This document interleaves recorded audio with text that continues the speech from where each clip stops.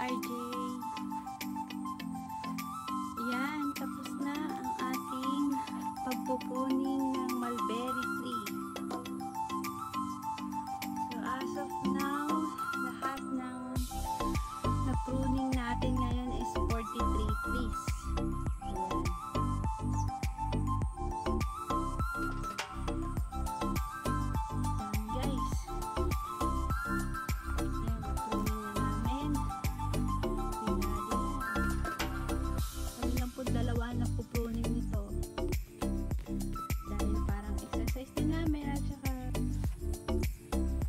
Good morning guys. Ayan na ang mga pruning. 43 trees ito. Natapos na namin ni Daddy. Naka 4 days kami ng pagpupruning sa 43 trees. Kaya pa naman ang mga buto-buto namin. Ayan na siya lahat.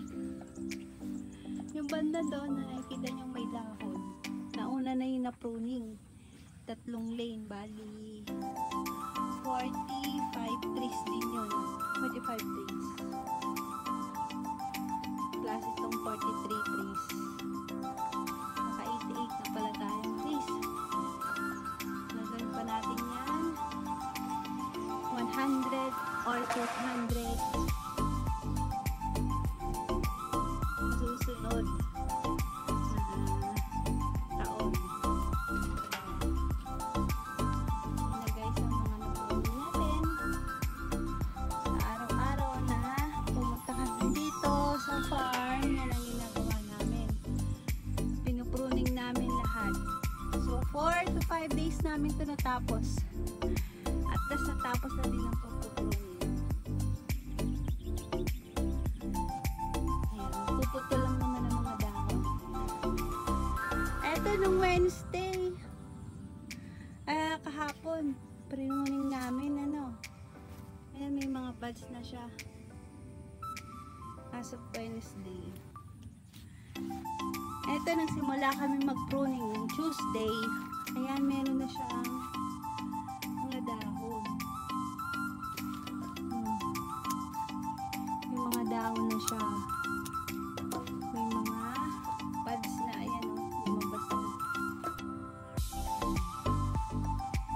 Ito yung mga second, first time pala na na-pruning. Itong first lane at second lane. First lane at second lane, third lane. Kasi yung first lane natin yan yung pinaka-mature. Yung first lane na yan. Yan yung mature na mga itong second at saka third, first time nilang ma-pruning. Ayan na, mga buds nila. As of Tuesday, this week, ayan, na-pruning natin. May mga buds na sila. Ayan guys. Tsaka, naglalabas sila pag ganyang na-pruning. Naglalabas sila ng tubig. Tubig mismo ng trees.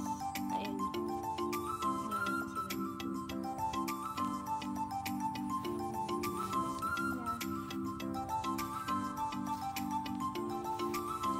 Masustansya yung mga puno ng mulberry trees natin. Madaling silang nakakapag-buds.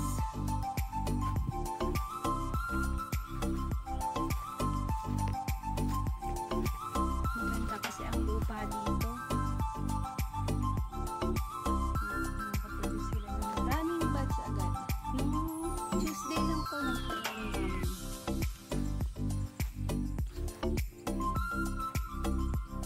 Tapos eto na yung mature. Pupunin pa lang namin nung Thursday.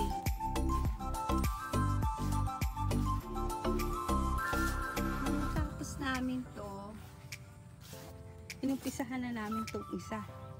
Ito lang yung last na na-pruning namin noong Wednesday. Ayan, may buds na siya. Sa mature to, mature na trees. Tapos the next day, Thursday, ito, inumpisahan na namin.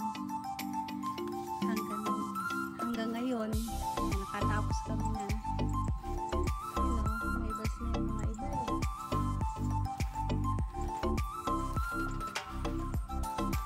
Yan, natapos na ang pagpupruning natin mga guys. Kaya pahinga na muna tayo. Tapos aabangan na lang natin yung pagbabads nila, pagdadahon. Yan.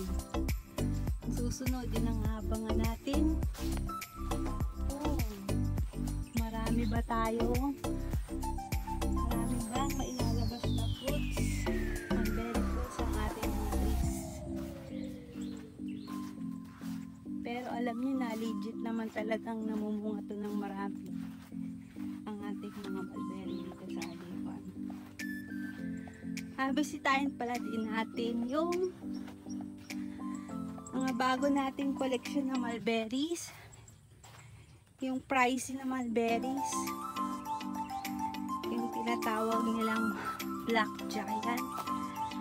Ayun na, ayos daddy ng dahon kasi grabe magdahon, natutumba yung mga sanga. Pati yung Alsterky, lalapad ng dahon.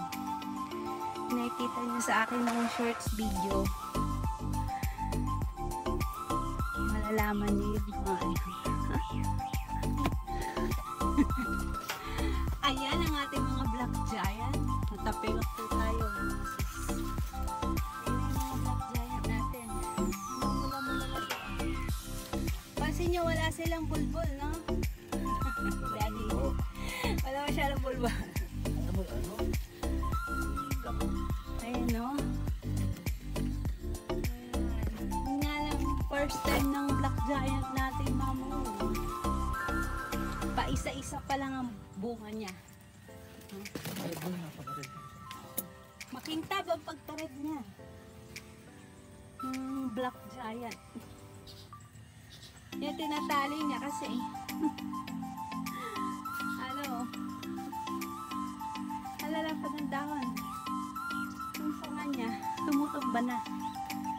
Ayun o, ang ating mga black giant. Mga bunga niya pa isa-isa lang. Dahil first time lang naman yung mga bunga, siguro pa namin sa susunod yan. At ito yung mga Alsterky. Ito ang Alsterky. Ayan, nagbubunga na rin siya. Yung bunga niya, wala din masyadong pero mahaba siya, oh. Kita niyo ba? Mahaba. Maganda yung tubo niya. Mahaba. Masyado lang siyang mataas. Tingnan niyo to, oh. Ito yung Alsterky, oh. Mahaba siya, di ba guys? Oh, pero yung bulbo niya wala masyado. Ito mga koleksyon natin ng mulberry. Alsterky at saka ito kung black giant. Kaya sa susunod guys, matitikman na natin kung ano